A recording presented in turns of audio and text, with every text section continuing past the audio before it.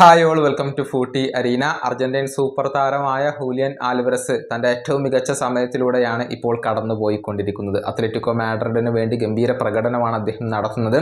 ഇന്നലെ സാന്റിയാഗോ ബെർണാബോയിൽ നടന്ന champions league മത്സരത്തിൽ ഒരു മനോഹരമായ ഗോൾ നേടി.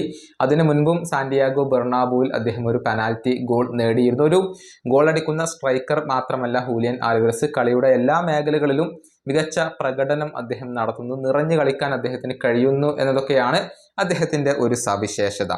ഏതായാലും ഹൂലിയൻ ആൽവരസിന്റെ കാര്യത്തിൽ ബാഴ്സക്ക് ചെറിയ ഒരു സങ്കടമുണ്ട്.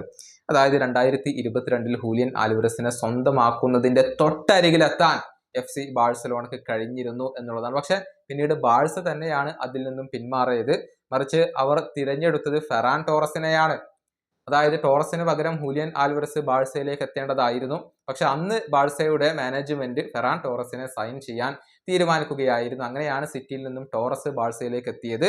മുണ്ടോ ഡിപ്പോർട്ടീവോ ഇക്കാര്യം ഒരിക്കൽ കൂടി റിപ്പോർട്ട് ചെയ്തിട്ടുണ്ട് എന്നുള്ളതാണ്. പക്ഷെ ടോറസിനേക്കാൾ എന്തുകൊണ്ടും മികച്ച ഒരു ഓപ്ഷൻ ഹൂലിയൻ ആൽവരസ് ആയിരുന്നു എന്നുള്ളത് ഇപ്പോൾ വ്യക്തമായി കഴിഞ്ഞിട്ടുണ്ട്. ബാഴ്സക്ക് അനുയോജ്യമായ ഒരു പ്രൊഫൈൽ തന്നെയാണ് അദ്ദേഹത്തിനുള്ളത്. അത്ലറ്റിക്കോക്ക് വേണ്ടി മികച്ച പ്രകടനം അദ്ദേഹം നടത്തുന്നു.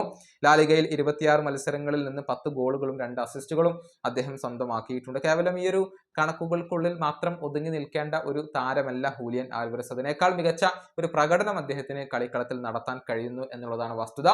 ഏതായാലും ബാഴ്സക്ക് ഇപ്പോഴും ഈ ഒരു താരത്തിൽ താല്പര്യമുണ്ട് എന്ന് തന്നെയാണ് സ്പാനിഷ് മാധ്യമങ്ങൾ റിപ്പോർട്ട് ചെയ്യുന്നത്. പക്ഷെ അത്ലറ്റിക്കോ അങ്ങനെയൊന്നും ഈ താരത്തെ വിട്ടു നൽകാനുള്ള സാധ്യത ഇവിടെ തെളിഞ്ഞു കാണുന്നില്ല.